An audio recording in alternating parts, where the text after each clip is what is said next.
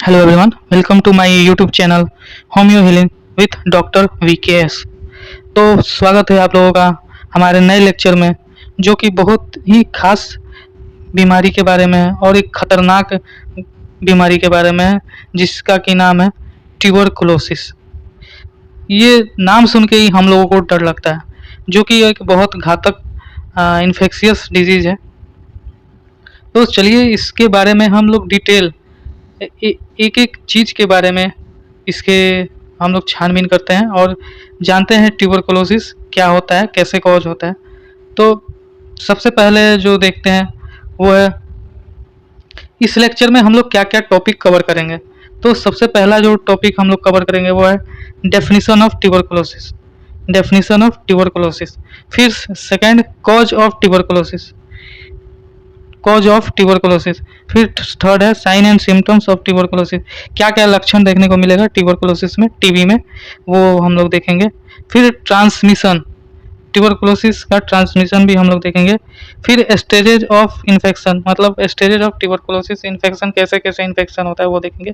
फिर उसके बाद से पैथोफिजियोलॉजी हम लोग, जो कि बहुत ही इंपॉर्टेंट है, एक अगर मेडिकल स्टूडेंट है उसके लिए तो पैथोफिजियोलॉजी बहुत इंपॉर्टेंट है।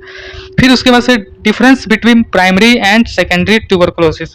प्राइमरी ट्यूबरकुलोसिस क्या होता है और सेकेंडरी ट्यूबरकुलोसिस में क्या डिफरेंस है, ये हम लोग देखेंगे, जो कि बहुत ही मैंने डिटेल में पढ़ाया हुआ है। प्राइमरी एंड सेकेंडरी ट्यूबरकुलोसिस को अच्छे से डिफ्रेंशिएट किया हुआ है इजी लैंग्वेज में। फिर उसके बाद से हम क्लिनिकल फीचर्स भी देखेंगे, प्राइमरी एंड सेकेंडरी ट्यूबरकुलोसिस के क्लिनिकल फीचर्स को भी अच्छे से एक्सप्लेन करेंगे।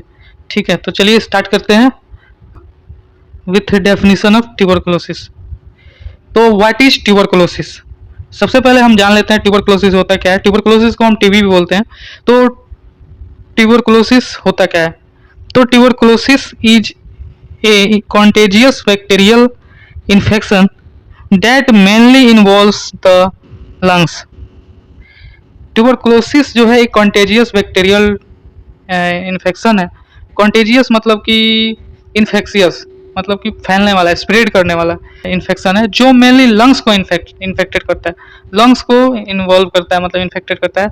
और but may spread to other organs cause by mycobacterium tuberculosis. ये किस बैक्टीरिया के कारण होता है? माइकोबैक्टीरियम ट्यूबरकुलोसिस के कारण होता है। और ये अदर ऑर्गन्स को भी अफेक्ट कर सकता है, जैसे कि ब्रेन हो गया, स्पाइन हो गया, किडनी हो गया, ये भी प्रभावित हो सकते हैं। फिर हम देखते हैं कि वर्ल्ड का 1/3 जो पॉपुलेशन है वो अफेक्टेड है ट्यूबरकुलोसिस से। World 1/3 population is affected by tuberculosis. Some peoples show that symptoms और सम नॉट, मतलब कुछ लोग ये सिम्टम्स शो करते हैं और कुछ लोग नहीं करते हैं सिम्टम्स शो। मतलब कुछ लोगों में ये एक्टिव स्टेज में होता है और कुछ लोगों में डोरमेंट, मतलब लेटेंट स्टेज में होता है। वो हम आगे हम समझा देंगे कि लेटेंट स्टेज क्या होता है और एक्टिव स्टेज क्या होता है, तो वो हम आगे उसको एक्सप्लेन करते हैं। अभी फिलहाल के लिए बस जान लीजिए कि कुछ लोगों में सिम्टम्स दिखता है और कुछ लोगों में वो सिम्टम्स नहीं दिखता है। तो चलिए अब हम जान लेते हैं बैक्टीरिया के बारे में। जैसे कि हम जानते हैं कि जो ट्यूबरकुलोसिस है वो माइकोबैक्टीरियम ट्यूबरकुलोसिस बैक्टीरिया से होता है। ये एक ग्राम पॉजिटिव बैक्टीरिया है और ये एसिड फास्ट टेस्ट देता है। और ये रॉड सेप्ट का बैक्टीरिया होता है। इसका शेप कैसा होता है? रॉड सेप्ट बैक्टीरिया होता है। फिर अब हम देख लेते हैं कि ये इन्फेक्शन कॉज कैसे करता है, लंग्स में जाके ये इन्फेक्शन कॉज कैसे करता है और क्या क्या ये दिखाता है। अगर लंग्स में जाता है तो हम लोग को क्या क्या देखने को मिलेगा, इसका पैथोलॉजी मतलब मेनली हम बोले तो देख लेते हैं शॉर्ट में। फिर जैसे कि अगर बैक्टीरिया है वो ट्रेकिया के द्वारा वो ब्रोंक्यूल्स से होते हुए एल्बुलाई तक चला गया, फिर वो एल्बुलाई में जाके वो लंग्स को इन्फेक्टेड करेगा और वहाँ पे बैक्टीरिया के जाने के वजह से हम लोग के बॉडी में एक इम्यून रिस्पॉन्स जनरेट होता है और इम्यून रिस्पॉन्स के वजह से वहाँ पे मैक्रोफेज एक्युमुलेट होता है। मैक्रोफेज के एक्युमुलेट होने के वजह से वहाँ पे एक ग्रेनुलोमा का फॉर्मेशन हो जाता है। और ग्रेनुलोमा का फॉर्मेशन मतलब जैसे कि ये एक टाइप का इन्फ्लामेशन है, क्रोनिक इन्फ्लामेशन है, जिसके वजह से एक ग्रेनुलोमा का फॉर्मेशन हो जाता है। मैक्रोफेज जो है वो बैक्टीरिया को इनगल्फ कर लेता है और उसको मल्टीप्लाई करने से रोकता है। कुछ बैक्टीरिया को मार भी देता है और अगर नहीं मार पाया तो उसको डोरमेंट स्टेज में रखने का कोशिश करता है। फिर सेकंड हम देखते हैं सेल मेडिएटेड हाइपर सेंसिटिविटी। ये एक तरह का हाइपर सेंसिटिविटी है, टाइप 4 हाइपर सेंसिटिविटी इन्फ्लामेशन इसमें देखने को मिलता है। फिर fibro cavity destruction in the lungs, इसमें डिस्ट्रक्शन के वजह से फाइब्रो कैविटी देखने को मिलेगा, जगह जगह छोटा छोटा कैविटी देखने को मिलेगा, क्योंकि यहाँ पे डिस्ट्रक्शन बैक्टीरिया के वजह से हो रहा है, तो उस वजह से यहाँ पे लंग्स में फाइब्रो कैविटी, छोटा छोटा कैविटी देखने को मिलेगा। तो अब हम जान लेते हैं cause of tuberculosis, risk factor of tuberculosis, कि क्या क्या रिस्क फैक्टर है जिससे कि ट्यूबरकुलोसिस होने के चांसेस ज़्यादा होते हैं। तो सबसे पहला हम देख लेते हैं कि अगर कोई पर्सन है वो क्लोज कांटेक्ट में आता है अगर इन्फेक्टेड पर्सन के, तो ट्यूबरकुलोसिस के चांसेस ज़्यादा बढ़ जाते हैं। फिर सेकंड है इम्यूनो कॉम्प्रोमाइज्ड। इम्यूनो कॉम्प्रोमाइज्ड का मतलब हो गया कि अगर कोई पर्सन HIV से सफ़र कर रहा है, या फिर किसी का रिसेंटली ऑर्गन ट्रांसप्लांट हुआ है, तो उस केसेस में उस आदमी का इम्यूनिटी बहुत ज़्यादा वीक होता है और वो ज़्यादातर चांसेस है कि ट्यूबरकुलोसिस से इन्फेक्शन हो सकता है उस केसेस में। और थर्ड देखते हैं सब्सटेंस एब्यूज या फिर ड्रग एब्यूज। कोई अगर हैविली अल्कोहल ड्रिंकर है या फिर IV ड्रग ले रहा है, तो उस केसेस में ट्यूबरकुलोसिस के चांसेस ज़्यादा बढ़ जाते हैं। फिर अगर प्री एग्जिस्टिंग मेडिकल कंडीशन है किसी को, जैसे कि अगर किसी को डायबिटीज है या फिर रीनल फेल्योर है, तो उस केसेस में ट्यूबरकुलोसिस के चांसेस बढ़ जाते हैं, रिस्क ज़्यादा है इसमें। फिर immigration from high privilege country like Africa and Latin America. अगर कोई अफ्रीका से या फिर लैटिन अमेरिका से हाई प्रिविलेज कंट्री से आ रहा है जहाँ पे ट्यूबरकुलोसिस बहुत ज़्यादा फैला हुआ है, तो उस केसेस में ट्यूबरकुलोसिस के चांसेस बढ़ जाते हैं। फिर living in over crowded house, कोई अगर ओवर क्राउडेड हाउस में रह रहा है तो क्लोज कांटेक्ट में रहने के कारण ट्यूबरकुलोसिस के चांसेस इस केस में भी ज़्यादा इन्फेक्शन के चांसेस बढ़ जाते हैं। फिर माल न्यूट्रिशन। माल न्यूट्रिशन मतलब उस आदमी को अगर न्यूट्रिशन प्रॉपर नहीं मिलेगा, डाइट अगर प्रॉपर नहीं है, तो ट्यूबरकुलोसिस के चांसेस बढ़ सकते हैं। फिर थर्ड है फिर नेक्स्ट हम देखते हैं हेल्थ केयर वर्कर्स, जो कि daily day to day life में एक्सपोज हो रहे हैं ट्यूबरकुलोसिस, अलग अलग पेशेंट से ट्यूबरकुलोसिस इन्फेक्शन से, तो वहाँ पे भी चांसेस बढ़ जाते हैं ट्यूबरकुलोसिस के। In the case of hospitals अगर हेल्थ केयर वर्कर्स हैं, तो क्या होता है कि पेशेंट अगर आते हैं तो चांसेस बढ़ जाते हैं ट्यूबरकुलोसिस। और ये ड्रॉपलेट इन्फेक्शन है, तो ये बैक्टीरिया जो है वो एयर में बहुत घंटों तक रह सकता है, तो इस वजह से हॉस्पिटल बहुत ज़्यादा ट्यूबरकुलोसिस के लिए एक्सपोज्ड है, तो इसलिए हेल्थ केयर वर्कर्स ज़्यादातर इससे एक्सपोज होते हैं। फिर हम नेक्स्ट देख लेते हैं। फिर अब नेक्स्ट देखते हैं हम sign and symptoms of tuberculosis. क्या क्या साइन एंड सिम्टम्स हम लोग को ट्यूबरकुलोसिस में देखने को मिलेगा। तो सबसे पहला है कफ। कफ जो होगा वो ड्राई भी हो सकता है, म्यूकोपुलरेंट म्यूकस के साथ भी हो सकता है, या फिर कभी कभी ब्लड भी देखने को मिलेगा। और ये कफ मतलब मोर देन 3 वीक्स, 3 सप्ताह से ज्यादा होना चाहिए। कफ जो होना चाहिए वो 3 वीक्स से ज्यादा होना चाहिए। फिर अगर 3 सप्ताह से ज्यादा होता है अगर कफ, तो हम लोग ये सस्पेक्ट कर सकते हैं कि हो सकता है पर्सन को ट्यूबरकुलोसिस है। फिर हम सेकंड देखते हैं कि पर्सन को फीवर होगा, चिल मतलब ठंडी भी लगेगा, नाइट स्वेट रात में पसीना ज़्यादा होगा। फिर अनएक्सप्लेन्ड वेट लॉस।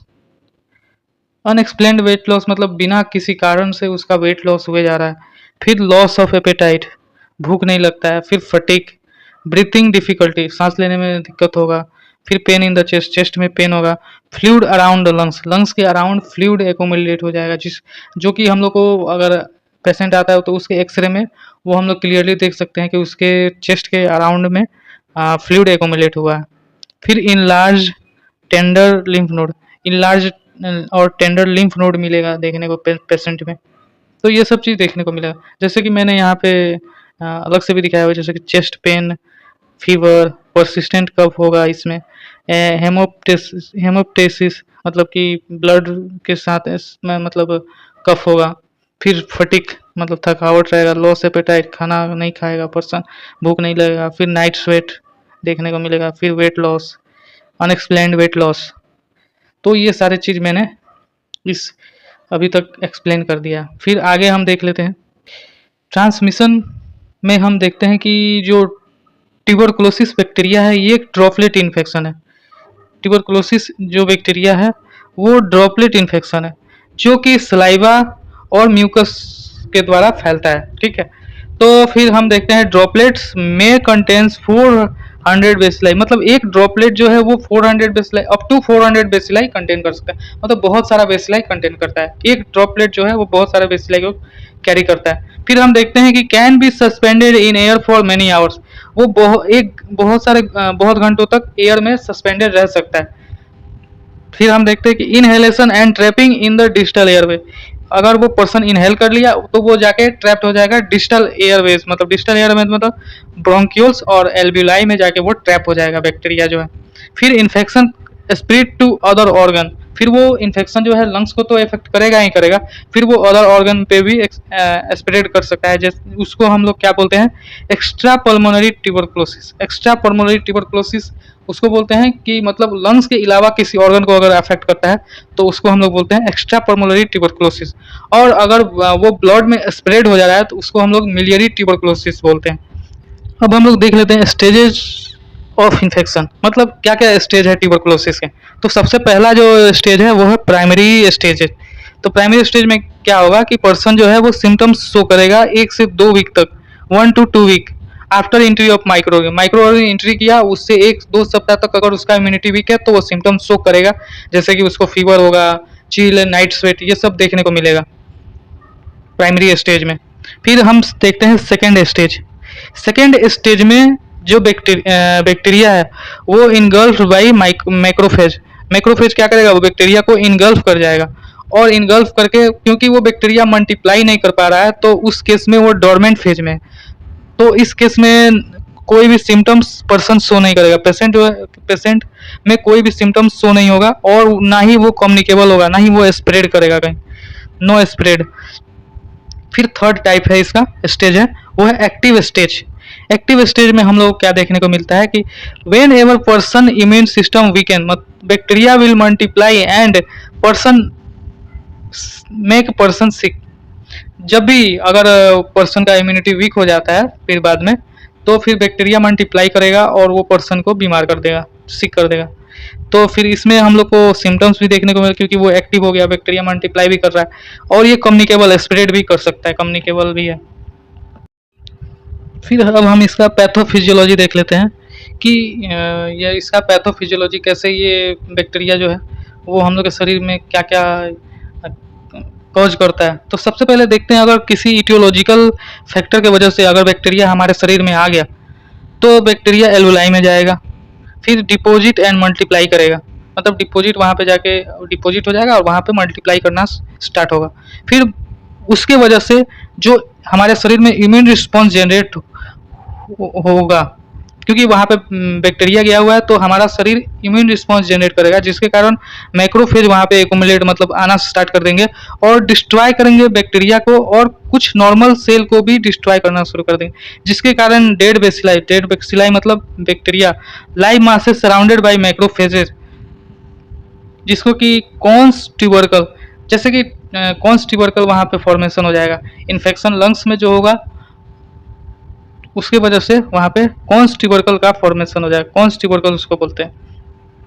फिर उसके बाद से वहाँ पे नेक्रोटिक डीजेनरेशन ऑकर, वहाँ पे नेक्रोटिक डीजेनरेशन स्टार्ट हो जाएगा। प्रोडक्शन ऑफ कैविटी, वहाँ पे कैविटी फिल्ड विथ चीज like masses, tubercle वेसिलाई, dead WBC और डेड टिश्यूज वहाँ पे देखने को मिलेगा, मतलब कैसियस नेक्रोसिस।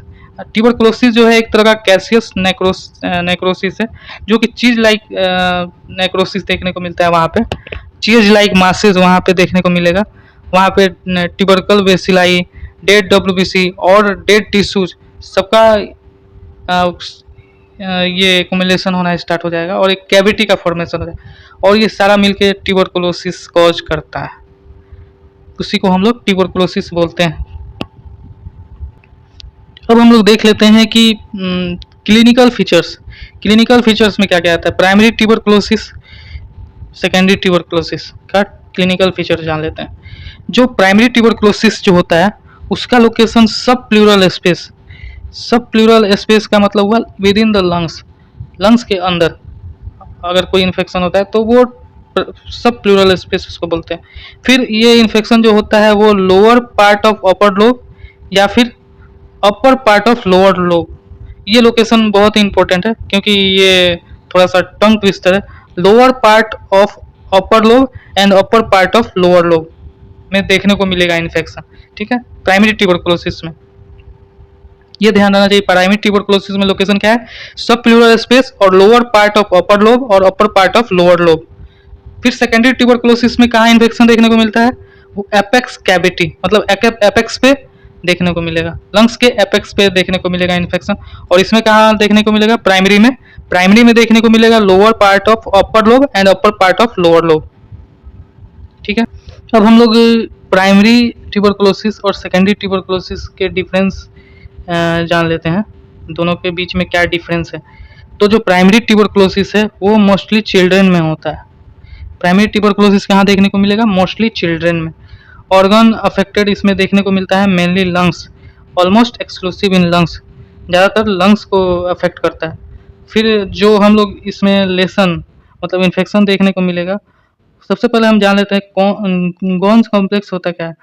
गोन्स कॉम्प्लेक्स का मतलब हुआ lungs lesion as well as lymphatic lymph node lesion, मतलब जो इन्फेक्शन जो होगा इसमें गोन्स कॉम्प्लेक्स का मतलब हुआ कि इन्फेक्शन जो है लंग्स और लिम्फ नोड दोनों में प्रेजेंट है, तो उसको हम बोलेंगे गोन्स कॉम्प्लेक्स। फिर हम इसका फैथ देखते हैं कि हीलिंग बाय फाइब्रोसिस के द्वारा इसका हीलिंग हो जाता है, कैल्सिफिकेशन भी देखने को मिलेगा। इसमें गेट रीएक्टिवेटेड इन वीक इम्यूनिटी, अगर वीक इम्यूनिटी रहा तो बाद में ये एक्टिवेट भी हो सकता है, और ये उतना ज़्यादा सीवियर नहीं होता है और ये एसिम्टोमेटिक रहता है। फिर हम सेकेंडरी ट्यूबरकुलोसिस में के बारे में जान लेते हैं। ये चिल्ड्रन और एडल्ट दोनों में देखने को मिलेगा। इसमें lungs, lymph node and other organ जैसे कि genito urinary tract, bones, meninges, brain, eye, liver, spleen, intestine, skin, इस सब ऑर्गन को भी अफेक्ट करता है। हम लोग को सेकेंडरी ट्यूबरकुलोसिस में जो लोकेशन होता है वो है सीमन कॉम्प्लेक्स, इसमें देखने को मिलेगा। सीमन फोकस, सीमन फोकस का मतलब हुआ कि वो एपेक्स पे इन्फेक्शन कॉज होता है। जो सेकेंडरी ट्यूबरकुलोसिस में वहाँ पे लोकेशन हमने बताया था, वो जो लंग्स का एपेक्स होता है वो ज़्यादातर इन्फेक्टेड होता है सेकेंडरी ट्यूबरकुलोसिस में। और इसमें हम लोगों को मिलियरी ट्यूबरकुलेशन देखने को मिलता है, मतलब दाने दाने टाइप में स्किन पे भी देखने को मिलेगा। पल्मोनरी कैसियस निमोनिया देखने को मिलेगा, फाइब्रोकैसियस लेसन देखने को मिलेगा, कैविटी, छोटा छोटा कैविटी लंग्स में बन जाएगा। तो ये मोर सीवियर होता है और इसमें सारे सिम्टम्स दिखते हैं। तो ये है सेकेंडरी ट्यूबरकुलोसिस के बारे में हम लोग ने अच्छे से जान लिया। चलिए डायग्राम से हम अब समझ लेते हैं थोड़ा। गॉन्स फोकस क्या होता है। गॉन्स फोकस का मतलब हुआ जैसे कि इसमें लंग्स इन्फेक्टेड होता है मेनली। गॉन्स फोकस का मतलब केवल लंग्स इन्फेक्टेड हुआ। गॉन्स कॉम्प्लेक्स का मतलब हुआ कि लंग्स जो है और साथ में इसमें हाइलर लिम्फ नोड भी इन्फेक्टेड हो जाता है, तो उसको हम लोग गॉन्स कॉम्प्लेक्स बोलेंगे। गॉन्स कॉम्प्लेक्स गॉन्स कॉम्प्लेक्स बोलेंगे किसको, अगर लंग्स के साथ साथ अगर हाइलर लिम्फ नोड भी इन्फेक्टेड हो जा रहा है तो हम लोग उसको गॉन्स कॉम्प्लेक्स बोलते हैं। फिर हम देखते हैं कि इसमें कैसियस नेक्रोसिस देखने को मिलेगा, तो कैसियस निमोनिया इसमें देखा जाएगा। कैसियस निमोनिया और कैविटी, जगह जगह पे कैविटी रहेगा, तो वो भी मैंने एक्सप्लेन कर दिया। मिलियरी ट्यूबरकल, जगह जगह पे दाने दाना जैसा स्ट्रक्चर दिखने को मिलेगा, कैविटी जैसे दिखने को मिलेगा। Tuberculosis of hilar lymph node, तभी तो गॉन्स कॉम्प्लेक्स बन रहा है। तो चलिए ये हमने ट्यूबरकुलोसिस के बारे में यहाँ तक जान लिया। Thank you everyone, thank you so much to watching this video. मैंने इस वीडियो लेक्चर में ट्यूबरकुलोसिस के बारे में डिटेल में बताने का कोशिश किया है। तो मैंने बहुत सारी चीज़ें बताई इसमें, इसका कॉज क्या होता है, ट्यूबरकुलोसिस का कॉज, साइन सिम्टम्स क्या है, उसका ट्रांसमिशन कैसे होता है, पैथोफिजियोलॉजी भी मैंने एक्सप्लेन किया। तो thank you again for watching this video.